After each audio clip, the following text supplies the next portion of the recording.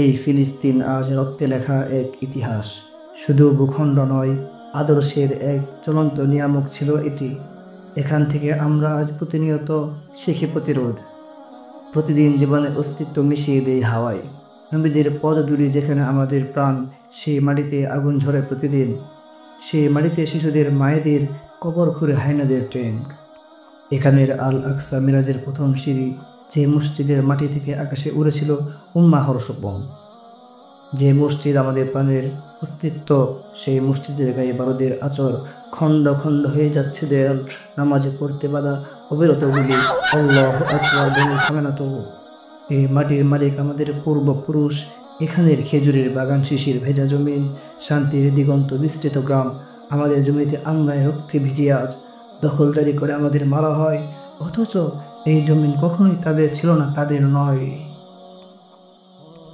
নাকোবা মহাপ্রলয়, তারপর হতে এখানের ঘর পুড়ে ধ্বংস হয় গ্রাম। শিশু হারায় বাবা মা, বৃদ্ধা মা হারায় সন্তান। ঘরে ওঠে শরণার্থী শিবির, সেই শিবিরের শরণার্থী হয়ে জমির মালিক হয়েও আমরাই। কান্নার স্মৃতি, বুকের ব্যথা, চোখে হাজারো স্বপ্ন। ফিরে যাব, গড়ে তুলব প্রতিরোধ, গড়ে তুলি প্রতিরোধ। বিশ্ব মানবতা বঞ্চিত করে বারবার। নাকোবা থামিনি আজ, যুদ্ধ বিমান থেকে আমাদের উপর ঝরে ফসফরাস বোমা। মাটির নিচে কবর, মাটির উপর মৃত্যু, আকাশে নিঃশ্বাস নেওয়াও আমাদের নিষেধ। বোবা মানবতা হারিয়ে গেছে আজ। ক্ষমতার মঞ্চ থেকে দেখে না শিশুর ছিন্ন ভিন্ন দেহ। শুধু দাঁড়িয়ে থাকি আগুনের ভেতর, বুক চিতিয়ে পাথর হাতে করি প্রতিরোধ। এই পাথরই ইতিহাস। আবাবিল নেমে আসতে কতক্ষণ, সব হারিয়ে যায়, আমরা হারাই না ঈমান।